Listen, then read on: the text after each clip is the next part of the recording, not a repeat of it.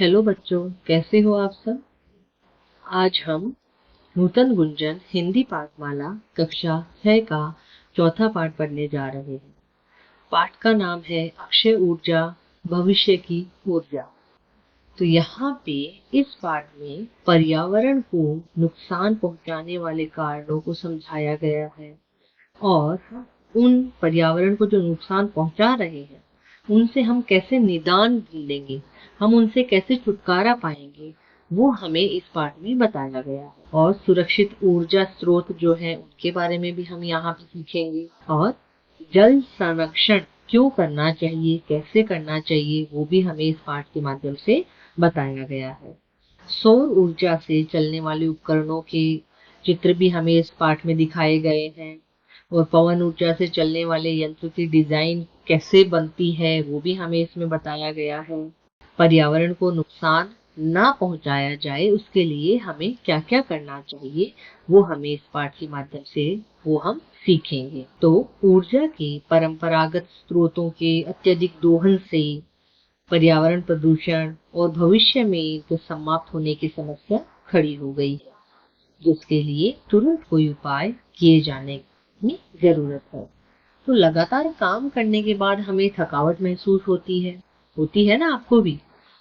तो हम क्या करते हैं, थोड़ा सा फ्रेश होने के लिए हम थोड़ा आराम करते हैं, कुछ खाते हैं, थोड़ा रिलैक्स करते हैं, है ना। और विद्यालय में जब आपका लंच ब्रेक होता है तो आप क्या करते हो, तो इसलिए आप खाना ही खाते हो और थोड़ी सी मस्ती चलती है आपकी।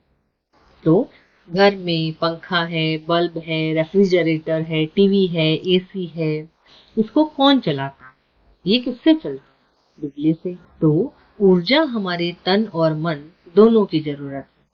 हमारी दैनिक गतिविधियां भी विद्युत के रूप में ऊर्जा द्वारा ही संचालित होती है। इसके बिना हम अपने जीवन की कल्पना भी नहीं कर सकते। बिजली के बिना क्या हम एक मिनट भी रह सकते हैं।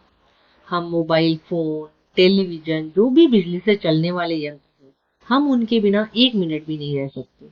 अगर आधे घंटे के लिए भी बिजली चली जाए तो आपको कैसा लगेगा, आप एकदम से परेशान हो जाओगे कि बिजली लाइट कब आएगी और हम कब फोन देखेंगे। जब भी फोन चार्ज नहीं होता है आपका और लाइट नहीं है घर में तो आप कितना परेशान होते हो आप। लेकिन पहले के लोग बिना बिजली के, बिना फोन के, बिना टीवी के कैसे रहते थे, ये आप सोच भी नहीं सकते। उनका जीवन इतना शुद्ध और सरल होता था और आजकल हमारा जीवन उतना ही मुश्किलों भरा हो गया है। हम लाइट के बिना एक मिनट भी नहीं रह सकते। लेकिन ऊर्जा के लगातार बढ़ते प्रयोग से इसके परंपरागत स्रोतों के समाप्त होने की आशंका बढ़ गई। इसलिए उन विकल्पों की ओर ध्यान देना आवश्यक है जो अक्षय हो, यानी जिनका प्राकृतिक रूप से पुनर्चक्रण होता रहे। यह पाठ से ही ऊर्जा स्रोतों की चर्चा करता। तो ऐसे में ऊर्जा के विकल्प के रूप में जो अक्षय ऊर्जा संसाधनों के शोध पर हमें बल देना चाहिए। अक्षय ऊर्जा साधन वे हैं जो प्राकृतिक रूप से नवीकरणीय है और अबाध रूप से उपलब्ध। इनसे पर्यावरण को भी कोई खतरा नहीं होता है।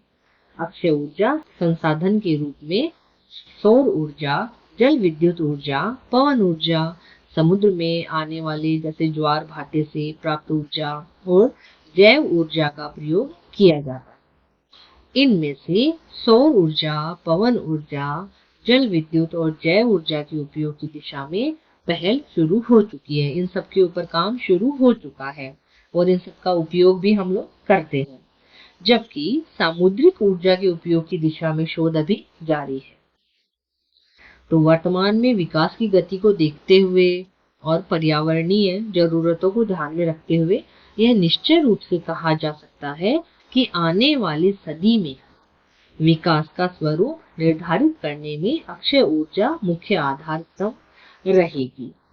ऊर्जा प्रकृति में स्वतंत्र रूप से मौजूद। इस ब्रह्मांड में जो कुछ भी है वह आंतरिक ऊर्जा के द्वारा चालित, यानी कि ऊर्जा जो है वो प्रकृति में स्वतंत्र रूप से मौजूद है। तो ब्रह्मांड में जो कुछ भी है वो अंदर की, आंतरिक यानी अंदर की जो ऊर्जा है, अंदर की जो शक्ति है उसके द्वारा चल रही है। ऊर्जा आधुनिक जीवन शैली का भी अविभाज्य अंग है, यानी कि जो आधुनिक जीवन शैली हम जी रहे हैं वो उसे अविभाज्य यानी कि जिसे अलग नहीं किया जा सकता। तो ऊर्जा को हमारी जो जीवन शैली है उससे अलग नहीं किया जा सकता है, वो उसी का ही अंग है। उसके बिना आधुनिक सभ्यता के अस्तित्व की कल्पना भी नहीं की जा सकती है। तो ऊर्जा और पर्यावरण के संबंध को भी अनदेखा नहीं किया जा सकता है। वास्तव में भौतिक सुख सुविधाओं को पाने के प्रयास और आधुनिकीकरण की प्रक्रिया में अत्यधिक ऊर्जा का उपयोग हो रहा है, जिससे वातावरण में ग्रीन हाउस गैसों का उत्सर्जन बढ़ता जा रहा है। तो वास्तव में जो भी हमें भौतिक सुख सुविधाएं मिल रही है, यानी कि जो भी हमें बिजली से चलने वाली जो भी चीजें हैं और जो भी हमें सुख सुविधाएं प्रदान कर रही है, वो आधुनिक प्रक्रिया में अत्यधिक ऊर्जा का उपयोग हो रहा है उनके अंदर। तो उसकी वजह से वातावरण में जो ग्रीन हाउस है की गैसों का उत्सर्जन बहुत अधिक बढ़ता जा रहा है। तो इसका परिणाम यह है कि ओजोन परत का जो क्षरण यानी नष्ट होना, तो ओजोन परत नष्ट हो रही है और धरती का तापमान बढ़ता जा रहा है, यानी कि ओजोन परत के अंदर छेद हो गया है, जिसकी वजह से सूर्य की किरणें बहुत अधिक धरती पर आ रही है, जिससे धरती की जो गर्मी है वो बढ़ती जा रही है।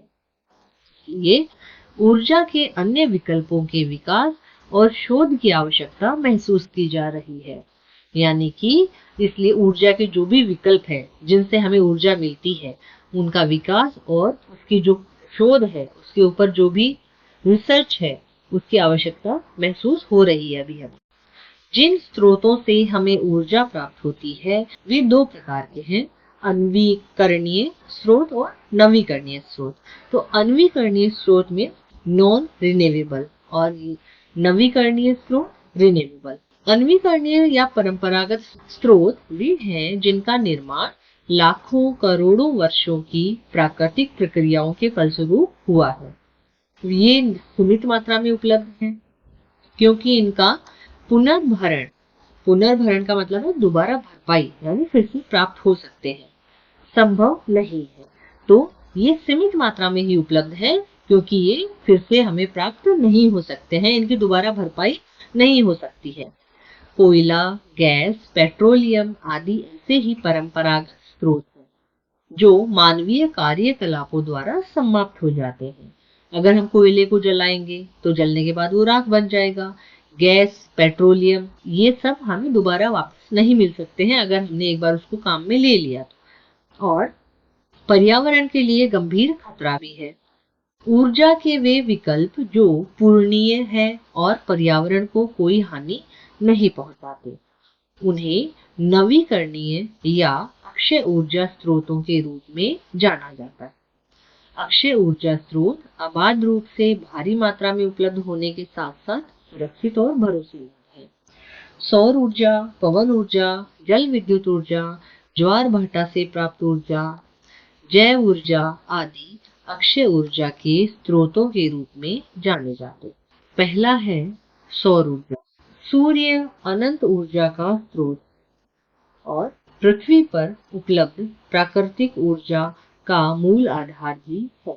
सौर ऊर्जा का अथाह भंडार होने के कारण यह ईंधन का सबसे आदर्श और सर्वव्यापी स्रोत है। सर्वव्यापी मतलब सब जगह जो मौजूद है। सूर्य से सीधे प्राप्त होने वाली ऊर्जा अत्यधिक विस्तारित है। विस्तारित मतलब बहुत ही फैली हुई है। जो सूर्य से जो सीधी ऊर्जा हमें मिलती है वो बहुत फैली हुई है और प्रदूषण मुक्त भी है। सौर ऊर्जा रोशनी व ऊष्मा दोनों रूपों में प्राप्त होती है, यानी कि सौर ऊर्जा से रोशनी भी हमें मिलती है और गर्मी भी हमें मिलती है। सौर ऊष्मा का उपयोग अनाज को सुखाने, पानी गर्म करने, खाना पकाने, वातानुकूलन, जल परिष्करण या वातानुकूलन मतलब जो वातावरण के अनुसार होती है, हमारे जो एयर कंडीशनर जो होती है, एयर कंडीशन, जल परिष्करण मतलब शुद्ध करने की जो प्रक्रिया होती है, तथा विद्युत ऊर्जा उत्पादन हेतु किया जाता है। तो जो सौर ऊर्जा का उपयोग है वो अनाज को सुखाने, पानी गर्म करने के लिए और एयर कंडीशन और जल परिष्करण यानी कि जल को शुद्ध करने के लिए विद्युत ऊर्जा उत्पादन हेतु किया जाता है। सूर्य के प्रकाश को फोटोवोल्टाइक प्रणाली द्वारा रूपांतरित करके बिजली बनाई जाती है। इस बिजली से घरों में रोशनी के अलावा टेलीविजन, रेडियो, पंखे तथा सौर जल पंप भी चलाए जाते हैं।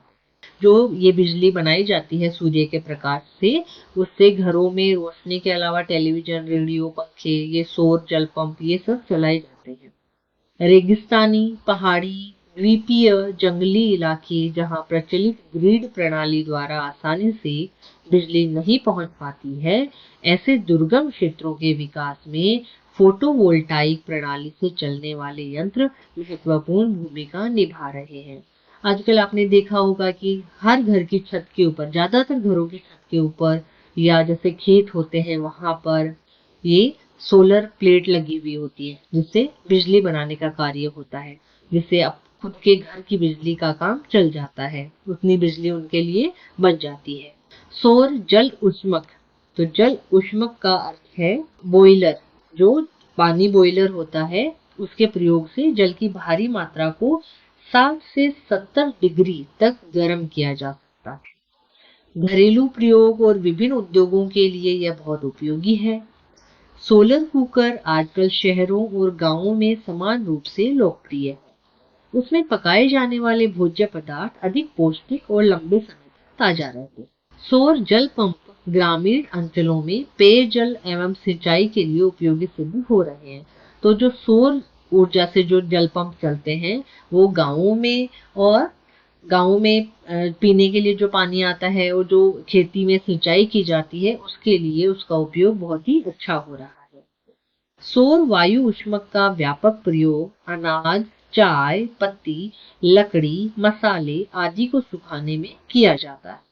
तो सौर वायु ऊष्मक जो है उसका प्रयोग है अनाज, चाय पत्ती, लकड़ी, मसाले आदि को सुखाने के लिए उसका उपयोग किया जाता है। सौर लालटेन को सूरज की रोशनी में 6 घंटे से 8 घंटे चार्ज करने की आवश्यकता होती है। तो उसके बाद यह बिना किसी खर्च के 3 घंटे तक रोशनी दे सकती है। तो यहाँ पे देखिए ये जो लालटेन है ये सूरज की रोशनी में 6 से 8 घंटे तक चार्ज करने की इसको आवश्यकता होती है। उसके बाद ये बिना किसी खर्चे के 3 घंटे तक रोशनी दे सकती है। यह केरोसिन यानी मिट्टी का तेल, उस आधारित लालटेन और ढिबरी यानी कि मिट्टी के तेल से जो जलने वाली डिबरी होती है, जैसे पहले के जमाने में होती थी, और डिबरी जिसको गांव में चिमनी भी बोलते हैं, वो जलाई जाती थी। तो पेट्रोमैक्स आदि का आदर्श और हानि रहित विकल्प है। पवन ऊर्जा बहती वायु से उत्पन्न की गई ऊर्जा है। जो आपने बहुत बार देखा होगा, ऊंचे ऊंचे पहाड़ों के ऊपर पवन चक्की लगाई जाती है जो हवा के माध्यम से बिजली उत्पन्न करती है। वायु निशुल्क और प्रचुरता से उपलब्ध। पवन ऊर्जा के उत्पादन से किसी भी तरह का प्रदूषण नहीं होता है, ये हम सबको पता है। पवन ऊर्जा के लिए हवादार जगहों पर पवन चक्कियों को लगाया जाता है, जिनके द्वारा वायु की गतिज ऊर्जा यांत्रिक ऊर्जा में परिवर्तित हो जाती है। यानी कि पवन ऊर्जा के लिए हवादार जगह, यानी कि जैसे बहुत ऊंचे ऊंचे पहाड़ हो गए, खुली जगह हो गई, वहां पर पवन चक्कियों को लगाया जाता है, जिनके द्वारा वायु की जो गतिज ऊर्जा यांत्रिक ऊर्जा में परिवर्तित हो जाती है। इसे जनरेटरों की मदद से विद्युत ऊर्जा में परिवर्तित कर लिया जाता है। पवन ऊर्जा कार्बन डाइऑक्साइड के उत्सर्जन का अर्थ है निकलना। तो उत्सर्जन को कम करने का एक कारगर विकल्प है, यानी कि पवन ऊर्जा से जो कार्बन डाइऑक्साइड निकलती है वो कम हो जाती है। कारगर का अर्थ लिया गया यहाँ पे असरदार। तो उसका उत्सर्जन यानी कि कार्बन डाइऑक्साइड को कम करने के लिए यह एक असरदार उपाय है, विकल्प है। इसमें ग्रीन हाउस प्रभाव को उत्पन्न करके पर्यावरणीय समस्याओं को बढ़ाने वाली विषैली गैसों के उत्सर्जन जैसी समस्या भी नहीं है। तो इसमें जो ग्रीन हाउस प्रभाव को जो उत्पन्न करके पर्यावरणीय समस्याओं को बढ़ाने वाली जो विषैली गैस होती है, जो हमारे ग्रीन हाउस को प्रभावित करती है, उसका उत्सर्जन भी नहीं होता है। तो वैसी समस्याएं भी पवन चक्की के माध्यम से बिल्कुल भी नहीं होता है। पवन ऊर्जा संयंत्रों तो संयंत्रों का अर्थ लिया गया है मशीनें या उपकरण। तो पवन ऊर्जा की जो मशीनें हैं उनका निर्माण और रखरखाव बहुत ही सुरक्षित है। इस प्रणाली को वायु की स्थिति के अनुकूल कहीं भी लगाया जा सकता है। इसके लिए न तो अधिक भूमि की आवश्यकता होती है और न ही यह अधिक खर्चीली है। इसलिए पवन ऊर्जा को सबसे कम व्यय वाले आकर्षक विकल्प के रूप में देखा जा रहा है, यानी कि सबसे कम खर्चा करने वाली और आकर्षक दिखने वाली मशीन के रूप में इसको देखा जा रहा है। आगे है जल विद्युत ऊर्जा।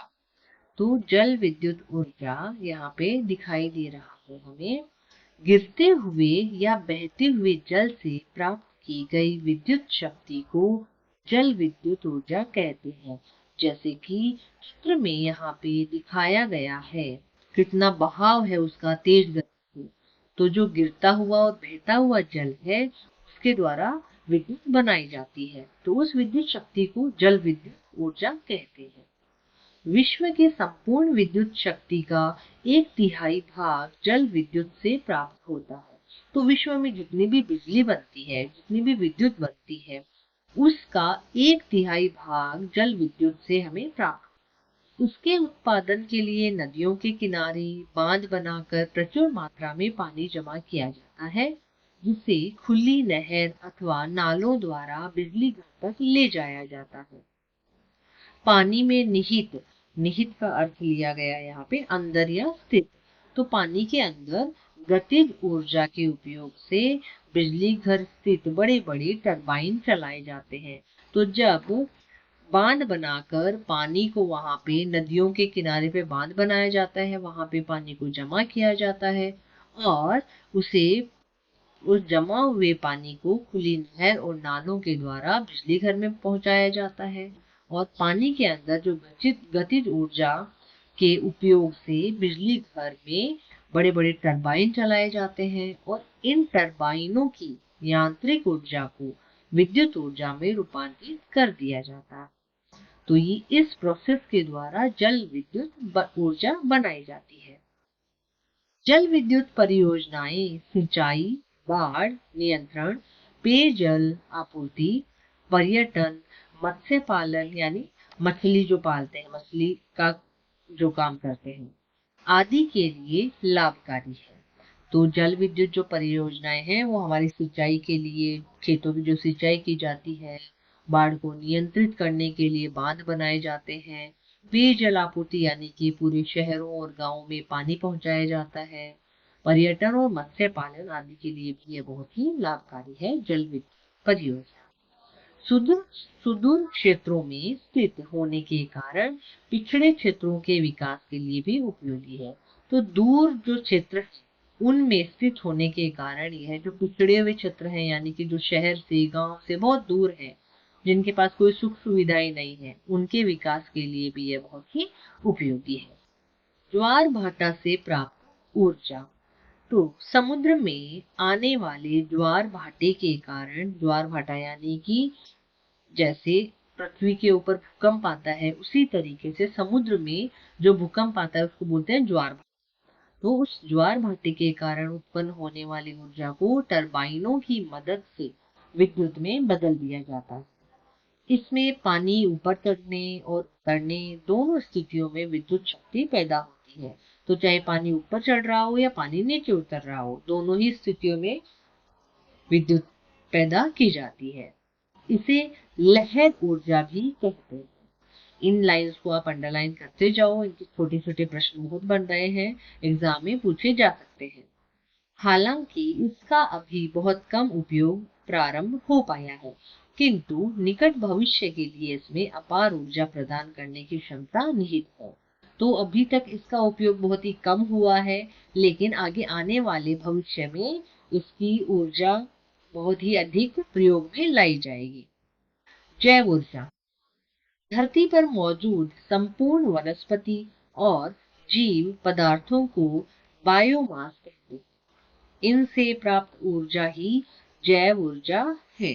तो यहाँ पे धरती के ऊपर जो संपूर्ण जो वनस्पति है, पेड़ पौधे हैं और जीव जंतु हैं, उन पदार्थों को बायोमास कहते हैं। तो इनसे प्राप्त जो ऊर्जा होती है वो जैव ऊर्जा है। बायोमास मानव को ज्ञात सबसे पुराना ऊर्जा स्रोत है, यानी बायोमास जो है वो मनुष्य बहुत पहले से जानता है। पेड़ पौधे प्रकाश संश्लेषण की प्रक्रिया द्वारा जो भोजन बनाते हैं वह रासायनिक ऊर्जा के रूप में उनमें इकट्ठा होती है। यानी कि जो पेड़ पौधे हैं वो प्रकाश के द्वारा अपनी भोजन बनाने की प्रक्रिया करते हैं। ये आपने साइंस में पढ़ा होगा। रासायनिक ऊर्जा के रूप में उनमें इकट्ठा हो जाते हैं। इस ऊर्जा को विभिन्न विधियों से जैव ऊर्जा में बदला जा सकता है। जैव ऊर्जा का उपयोग कई प्रकार से किया जाता है। पहला है ठोस ऊर्जा, यानी ठोस रूप में। तो खाना पकाने के लिए लकड़ी, पशुओं के गोबर, कृषि अपशिष्ट, घास फूस आदि को जलाकर प्रयोग करते हैं। तो ठोस रूप में जब काम में लिया जाता है जब हम खाना पकाते हैं, लकड़ी, पशुओं का गोबर जो होता है, और कृषि में जो कुछ बचा खुचा रहता है, अपशिष्ट, अपशिष्ट का मतलब है बचा खुचा जो भी बच जाता है। तो घास फूस जो भी बच जाता है उसको जलाकर हम काम में लेते हैं। द्रव रूप में पौधों में पाए जाने वाले स्टार्च या शर्करा से बने एथेनॉल तथा वनस्पति तेलों से बने बायोडीजल का उपयोग सीधे ही या फिर थोड़े बहुत परिवर्तन के साथ वाहनों में पेट्रोल के विकल्प के रूप में किया जा सकता है। तो पौधों में पाए जाने वाले जो स्टार्च होते हैं या शर्करा होती है उससे एथेनॉल तथा वनस्पति तेलों से बने बायोडीजल का उपयोग सीधे ही या फिर थोड़े बहुत परिवर्तन के साथ वाहनों में पेट्रोल के रूप में हम करते हैं। अगला है गैस रूप में। पशुओं के व्यर्थ पदार्थ तथा कचरे को बायोगैस प्लांट में बायोगैस में बदल दिया जाता है। तो पशुओं का जो भी व्यर्थ पदार्थ होता है, कचरा होता है, उसको बायोगैस प्लांट में डालते हैं और उसको बायोगैस में बदल दिया जाता है। रसोई में उपयोग के साथ साथ इसमें डीजल पंप सेट भी चलाया जाता है। आजकल रसोई के अंदर तो काम में ली ही जाती है। डीजल पंप सेट पर भी उसको रखा जाता है और गाड़ियों में भरा जाता है, जैसे कि आप में यहाँ पे देख पा रहे हैं। गैस रूप में रूपांतरित होने के बाद बचे हुए अपशिष्ट का इस्तेमाल खाद के रूप में किया जाता है। तो जो भी है उससे पहले तो गैस बना ली जाती है। गैस बनने के बाद जो भी बचा खुचा पदार्थ रहता है, अपशिष्ट रहता है, कूड़ा कचरा रहता है, उसका इस्तेमाल खाद के रूप में किया जाता है जो खेतों में डाल दिया जाता है। यह निश्चित है कि आने वाले कुछ हजार वर्षों में हमारा परंपरागत ऊर्जा भंडार समाप्त हो जाएगा। यानी कि जो बहुत पहले से चलता आया है, हमारे दादा परदादा के टाइम से चलता आ रहा है, जो परंपरागत ऊर्जा भंडार है वो धीरे धीरे आने वाले समय में वो समाप्त हो जाएगा। इस तथ्य को देखते हुए नवीकरणीय ऊर्जा स्रोतों का विकास व उपयोग आज की आवश्यकता है। तो यह सब तथ्य ध्यान में रखते हुए नवीकरणीय जो ऊर्जा स्रोत हैं उनका विकास और उपयोग हमारी आज की आवश्यकता है और हमें यह करना चाहिए। जलवायु परिवर्तन और पर्यावरणीय प्रदूषण से बचाव के लिए ग्रीन हाउस गैसों के उत्सर्जन को नियंत्रित रखना एक बड़ी चुनौती है, जिसके लिए सभी देश प्रयासरत हैं। यानी कि जलवायु में जो परिवर्तन आ रहे हैं आजकल और पर्यावरणीय जो प्रदूषण है उसको हमें कम करना चाहिए। उसके बचाव के लिए जो ग्रीन हाउस गैसों के उत्सर्जन को हमें नियंत्रित रखना चाहिए ताकि पर्यावरणीय प्रदूषण भी ना हो और जलवायु परिवर्तन भी ना हो। तो इसके लिए हमें सभी देश वासियों को प्रयास करना चाहिए। निश्चित रूप से 21वीं शताब्दी का स्वरूप अक्षय ऊर्जा के आधार पर निर्धारित होने वाला है और यही अक्षय विकास का मुख्य स्तंभ है। यानी कि आगे आने वाले समय में 21वीं शताब्दी का स्वरूप जो है वो अक्षय ऊर्जा के आधार पर ही निर्धारित होने वाला है और यही अक्षय विकास का मुख्य स्तंभ है। यानी कि इन्हीं के वजह से ही अक्षय विकास का जो स्तंभ है वो खड़ा रहेगा। तो आशा है आपको पाठ समझ में आया होगा। धन्यवाद।